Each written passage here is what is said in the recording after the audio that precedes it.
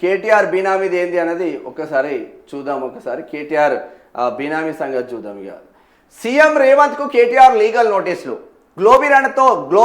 గ్లోబారీనాతో నాకు సంబంధం లేదు, బీనామీ సంస్థ ఆరోపణలు అబద్ధం, లైట్ డిటెక్టర్ సహా ఏ విచారణకైనా రెడీ, 48 గంటల్లో సీఎం రేవంత్ బహిరంగ క్షమాపణ చెప్పాలి అంటున్నారు కేటీఆర్. వీళ్ళు కూడా ఇష్టం ఉన్నట్టు వ్యవహరిస్తారా? దానికి అథెంటికేషన్ ఉందా లేదా? ఒక ముఖ్యమంత్రి అంటే స్థాయిలో ఉన్న వ్యక్తి కేటీఆర్కు గ్లోబరీనాకు సంబంధం ఉందా, అథెంటికేషన్ ఉందా, ఆయన బినామీలు నిజంగానే ఉన్నాయా లేవా అనేది చర్చించుకోవాలి.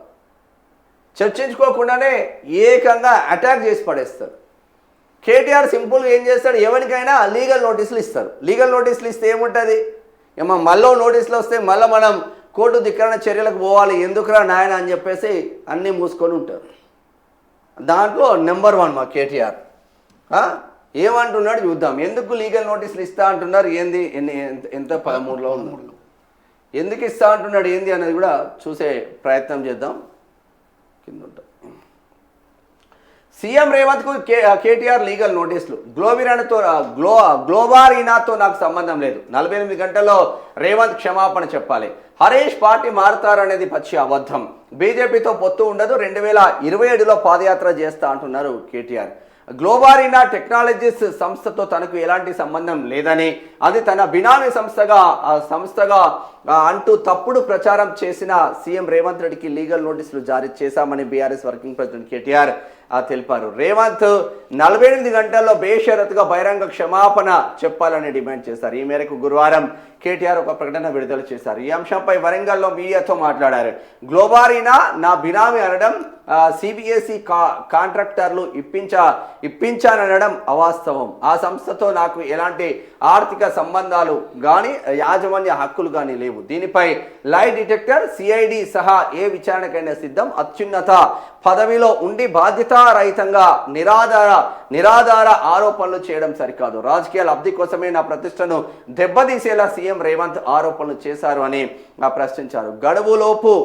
గడువులోపు క్షమాపణ చెప్పకుంటే సీఎం రేవంత్ పై సివిల్, క్రిమినల్ చర్యలతో పాటు పరువు నష్టం దావా వేస్తామన్నారు. ఇక ప్రధాని ఇంటి ముందు కాంగ్రెస్ అగ్రనేత రాహుల్ గాంధీ, కర్ణాటక, కేరళ సీఎంలు ధర్నా చేస్తే రేవంత్ రెడ్డి ఎందుకు వెళ్ళలేదని ప్రశ్నించారు. కొడంగల్లో రేవంత్ ధర్నా రాజకీయ నాటకమని విమర్శించారు. రేవంత్ బావమర్దికి సింగరేణి కాంట్రాక్టర్లు, అమృత్ పథకం కాంట్రాక్టర్ల కోసమే మోదీకి భజన చేస్తున్నారని ఆరోపించారు. సీఎం పదవిపై ఆశ లేదు, హరీష్ రావు పార్టీ మారుతారనే ప్రచారం పచ్చి అబద్ధమని కేటీఆర్ అన్నారు. పుట్టుక చావు గులాబీ పార్టీతోనేనని హరీష్ ఎప్పుడో స్పష్టత ఇచ్చారన్నారు. 2027లో ప్రజా సమస్యలపై పాదయాత్ర చేస్తారని చెప్పారు. అయితే తనకు సీఎం పదవిపై ఆశ లేదని, కేసీఆర్ను మరోసారి సీఎం చేయడమే లక్ష్యంగా పనిచేస్తున్నామని పేర్కొన్నారు. బీజేపీతో పొత్తు ఏమీ ఉండదన్నారు. అసలు ఆ పార్టీకి ఒక్క నాయకుడైనా ఉన్నారా అని ప్రశ్నించారు. బోలెడు మంది నాయకులు ఉన్నారు కదా, బీజేపీ నాయకులు ఎందుకు లేరు?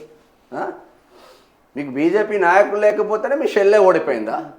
మీ షెల్ల పైన గెలిచింది బీజేపీ నాయకుడు కాదా? బీజేపీ నాయకులు లేకుండానే సెంట్రల్లో ఎంపీ స్థానాలు మొన్న 0కి వచ్చినాయి, వాళ్ళకి 8 వచ్చినాయి. వాళ్ళకి 8 వచ్చినాయి కదా, మనకి వచ్చినాయి. తెలంగాణలో 0 కదా, గుండు 0 పెట్టిళ్ళు కదా. గీ మాటలకి కనిపిస్తలేరా? బీజేపీ నాయకులతో రఘునందన్ రావుతో మాట్లాడే కేపబిలిటీ ఉందా? ఆర్మూర్ పాండును ఓడగొట్టిండు కదా రాకేష్ రెడ్డి. ఆర్మూర్ పాండు ఎడబోయిండు ఇక అని ప్రశ్నించారు. బీజేపీకి 12 ఏళ్లలో తొలిసారి విద్యార్థుల రూపంలో భారీ నిరసన ఎదురవుతుందని చెప్పారు. విద్యార్థుల దెబ్బకు ప్రభుత్వాలే మారిపోతాయని, గత ఎన్నికల్లో తమ ఓటమికి కూడా విద్యార్థుల ప్రభావం కొంత ఉందన్నారు. మీకు సిగ్గు అనిపిస్తలేదా? ఆడనేమో నీట్ ఎగ్జాము పేపర్ లీకేజ్ అయిందని చెప్పేసి వాళ్ళు ధర్నాలు చేస్తున్నారు. మరి మన హయాంలో ఎన్ని గ్రూప్ కానుంచి మొదలుకుంటే అన్ని గ్రూపుల కానుంచి మొదలుకుంటే అన్ని పేపర్లు లీకేజ్ అయినాయి కదా. మళ్ళీ ఐటీ మినిస్టర్ నువ్వు, మీ షెల్లడా తిడుతుంది పొట్టు నేను. మొత్తం మీద సరే అది పక్కన పెడితే రేవంత్ రెడ్డికి మాత్రం లీగల్ నోటీసులు మాత్రం పంపించిండు కేటీఆర్.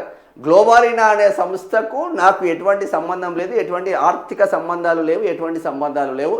నాపైన నిరాధార ఆరోపణలు చేస్తున్న ముఖ్యమంత్రి రేవంత్ రెడ్డి 48 గంటల్లో క్షమాపణ చెప్పాల్సిందే అంటున్నారు. ముఖ్యమంత్రి చెప్తాడా అని ఎక్కడన్నా? ఏం బిక్కుంటావు బిక్కు అంటాడు.